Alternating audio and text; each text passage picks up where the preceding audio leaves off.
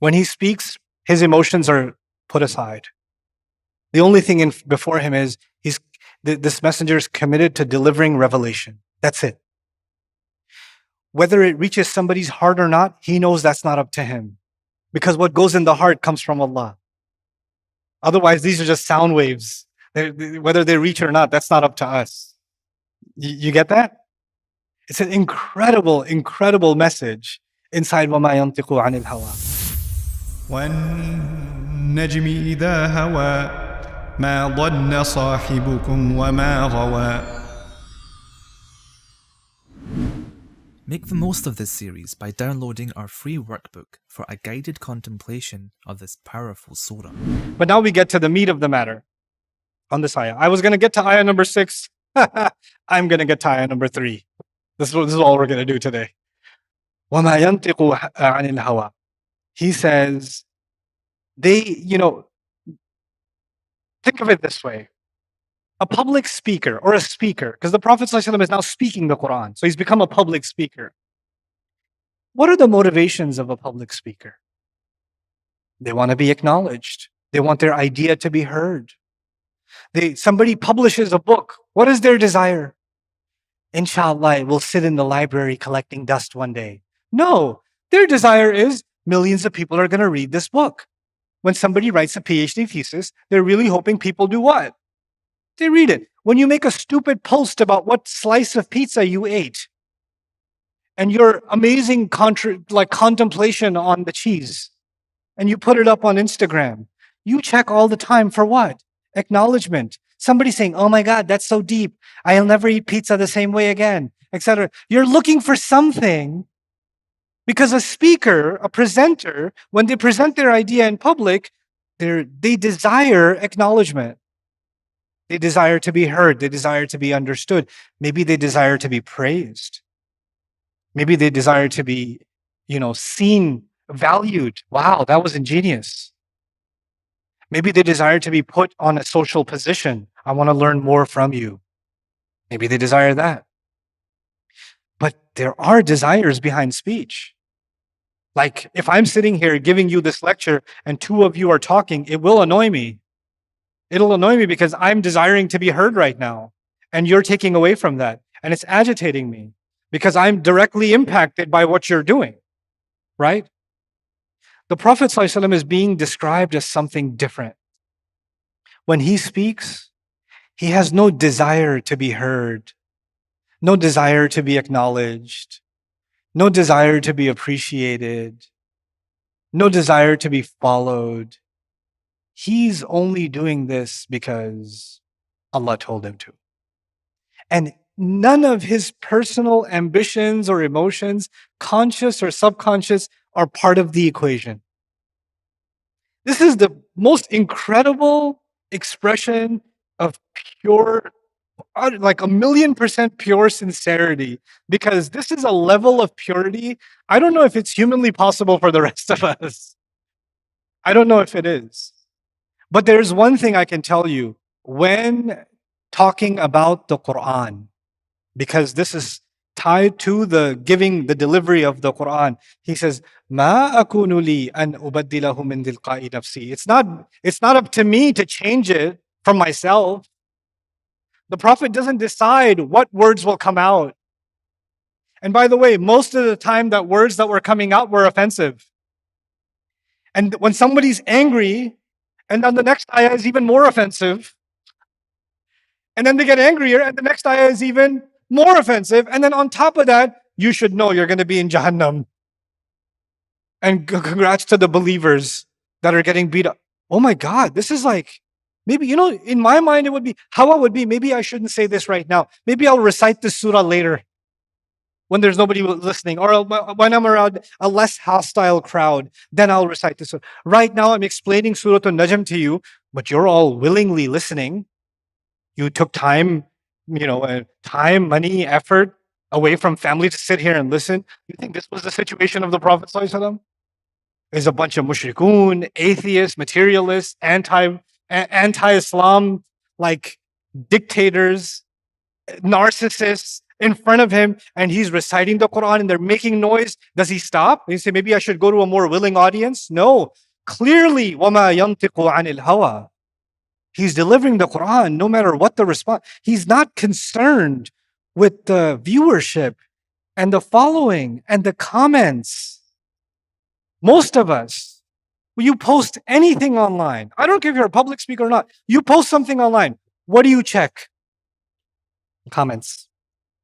In fact, even if you listen to, you put somebody else's khutbah on or lecture on, you're not even listening to the lecture. You're just going through the masha'Allahs and finding somebody who's trolled the speaker. You know what they said? Oh my God. This is what you're doing. We're so obsessed with the commentary. وَمَا يَنْطِقُ عَنِ الْهَوَىٰ means, first of all, he's not dying to express his talents to the world like a philosopher is dying to share his philosophy. A singer is dying to sing his song. A storyteller is dying to tell his story. The Prophet ﷺ is not like, oh my God, the world needs to know what I have inside me. No, no, no. Allah has given him this. It's not a projection of his own ego like it is for every other public speaker. It's not. And then on top of that, you know, a public speaker really listens to feedback, right? This poem was a big hit. This was not a big hit.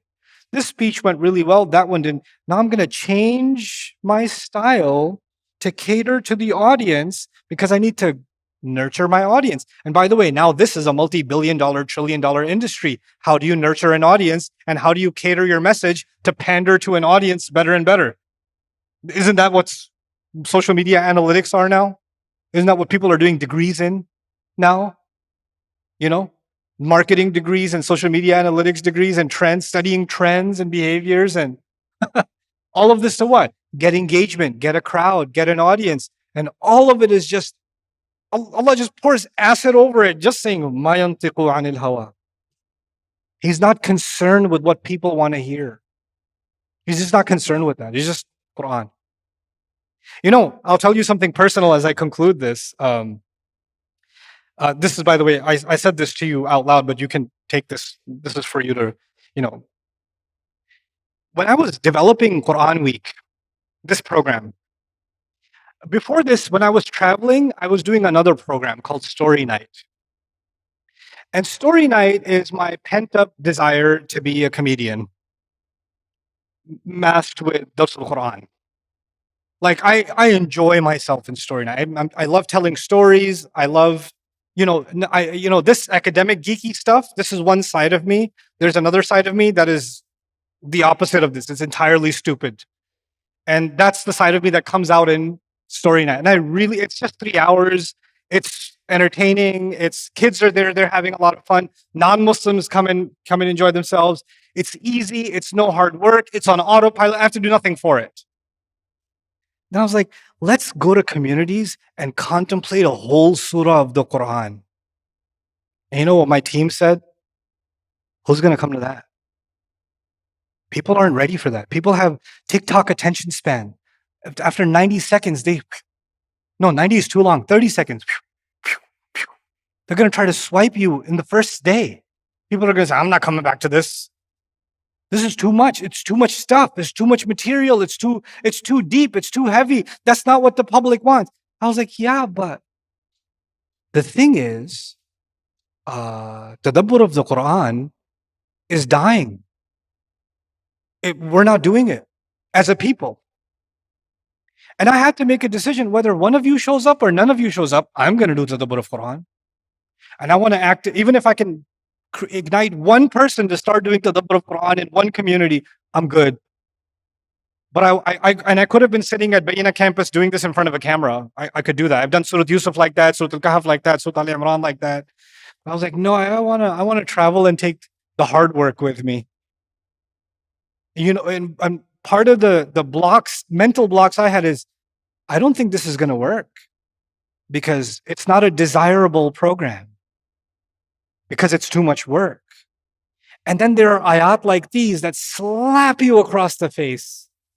So what if it's not desirable? So what if it's not catering to the marketed audience? So what if it's not going to that's not your goal.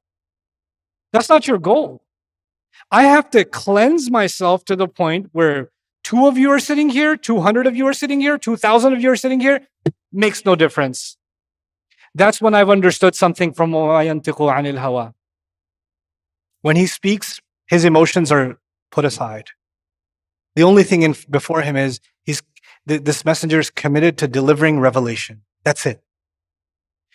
Whether it reaches somebody's heart or not, he knows that's not up to him. Because what goes in the heart comes from Allah. Otherwise, these are just sound waves. Whether they reach or not, that's not up to us. You get that? It's an incredible, incredible message inside وَمَا يَنْطِقُ عَنِ الْهَوَىٰ. Notice finally that the word hawa, emptiness, falling, is repeated. وَالنَّجْمِ إِذَا هَوَىٰ مَا ضَلَّ صَاحِبُكُمْ وَمَا غَوَىٰ وَمَا يَنْطِقُ عَنِ الْهَوَىٰ. The star falls. In the beginning, the star falls. But the Prophet ﷺ doesn't. Stars can fall, but this message doesn't. There's a contrast made between the use of the hawa in the first ayah and the third ayah. I'm really excited about this week. I don't know if I'll be able to finish Surah An-Najm or not. I really don't. If I don't finish it, I'm going to request Epic to take extra days and finish it. And if none of you can make it, I'm okay with that. I'm still coming and finishing it, inshallah. But I think we can do it. I think we can do it. My intention tomorrow, inshallah, is to try to reach ayah number 18. That's the first section. I know that this 3 ayah took this long, so I'm like, oh, he thinks he's going to reach 18. Maybe. Let's have hope. They can start progressing a little faster now that I've laid the groundwork for you. So we're hoping to reach ayah number 18 tomorrow, inshallah. But before I conclude, I want you to know that these booklets that you were given, right? These booklets are going to be about how to contemplate the Quran. And each lens, I'm going to give you from each lens something to take away. And before we start the lens, there's something we call the heart filter. I talked to you about that in the beginning. I'm going to talk to you about that now, so you have that with you. I have to spiritually, emotionally ready myself before I do tadabbur. For tafseer, I have to intellectually prepare myself. For tafseer, remember when I was doing tafseer of a word, there was Arabic sources and quotes from scholars and Sahaba and Tabi'een and things like that, right? That's intellectual work. But tadabbur does not require your brain. Tadabbur requires your what? It's your heart. The prerequisites are in my heart. The first prerequisite is Allah's speech is perfect and my understanding isn't. Which means when I read something and it's not making sense to me, it's because my understanding isn't wide enough and vast enough. And Allah's wisdom is infinite. I have to humble myself before the speech of Allah. This is one of the hardest prerequisites of tadabbur, because we live in a critical society. Every message you receive, you critique it. You put a heart on it. You put a thumbs up on it. You put a thumbs down on it. You put a commentary on it. You take a course in college. You rate your professor. You listen to a speech. You rate it. You listen. People are now really into rating even a khutbah. People rate khutbahs.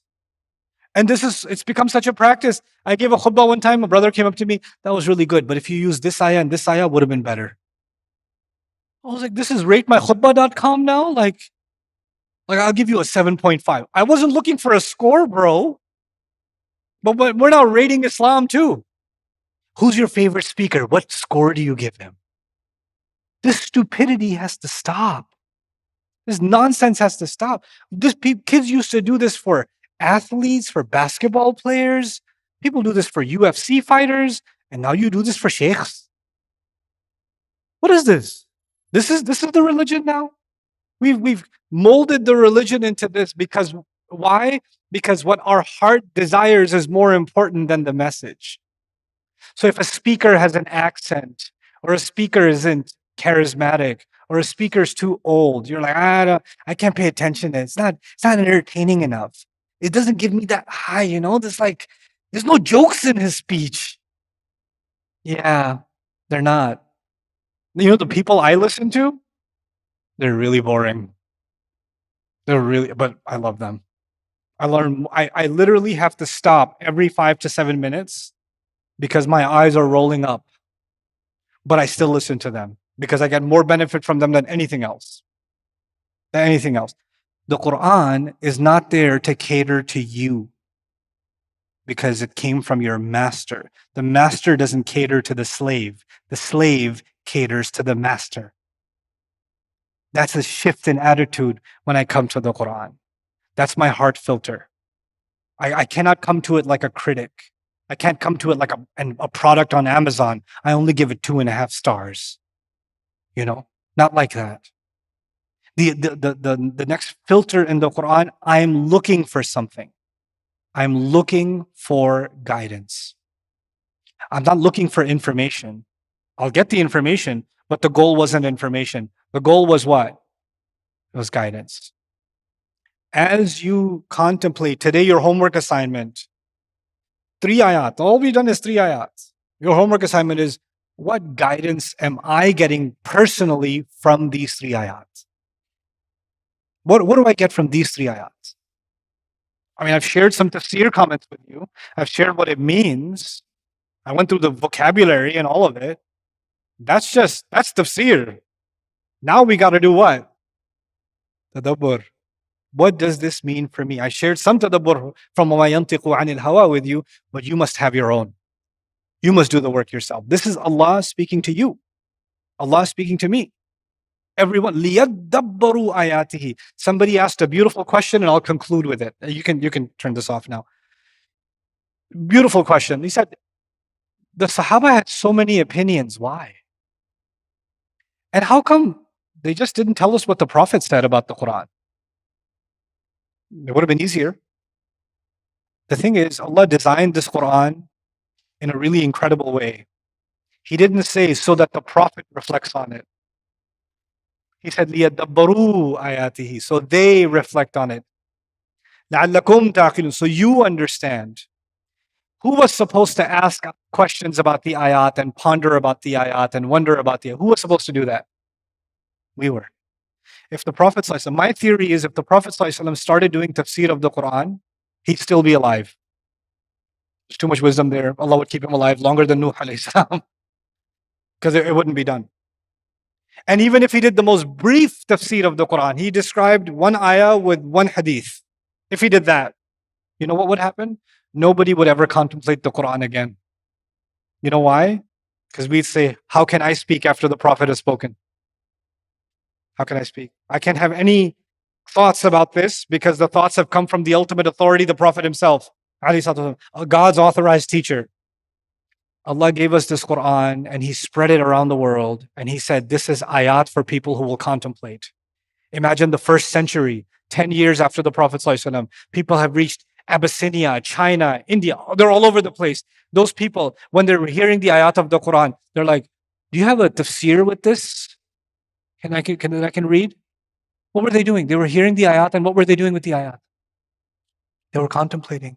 And as they were contemplating, they were accepting Islam. And as they were accepting Islam, we became Muslim as a result of that. What we did is we replaced tadabbur with tafsir, and then we said tafsir is only for scholars. It's not for you. Sure, tafsir is for scholars to write, and it's for me to read and then to do tadabbur. But we separated the Muslim population from engaging with the Quran. I come from Pakistan, and in South Asia, one of the most common things you'll hear about the Quran is don't read it directly, don't read a translation, don't think about it, you'll get misguided. And I say, the book that came to guide humanity, and your religious advice is don't think about it because you'll get misguided. Incredible. It's just incredible. The job of those who know is to make it easy for those who don't know. فَلْيُبَلِّغِ الشَّاهِدْ الْغَائِبِ. That's our job. What do we do now? No. We are not going to come to you. You have to come to us. We flipped the script on the delivery of the message. I want every one of you to develop a love of contemplating Quran, and you will see benefits of it in your life. that you never imagined. Never. I'm telling you, it is the most fulfilling thing you will do with your life that I could do with my life is contemplate the Quran. You know, I find studying tafsir exhausting. But when the tafsir study is done and I start doing tadabbur, oof, nothing like it. Best job in the world. It's the best job in the world. I was studying with Sheikh Suhaib in Scotland in a cafeteria. We were just doing tadabbur for 5 hours. And I just had to stop in the middle and say, isn't this the most amazing job on the planet? And he said, yeah, don't tell anyone. I was like, I'm gonna. I want all of you to have that joy. He said, فَبِذَلِكَ فَلْيَفْرَحُوا وَخَيْرٌ مِمَّا يَجْمَعُونَ. Because of the Quran, they should be filled with joy. It's better than everything else that they're gathering. Let's gather some Quran. So with that, I'm going to conclude our first session. I think it went fairly well, inshallah, but that's up to you. I don't care about your comments. But do the homework assignment, and I'll see, inshallah, all of you tomorrow. Hey guys, you just watched a small clip of me explaining the Quran in depth as part of the Deeper Look series. Studying the Quran in depth can seem like a really intimidating thing that's only meant for scholars. Our job at Bayyinah is to make deeper study of the Quran accessible and easy for all of you. So take us up on that challenge. Join us for this study, the Deeper Look of the Quran, for this surah and many other surahs on BayyinahTV.com under the Deeper Look section.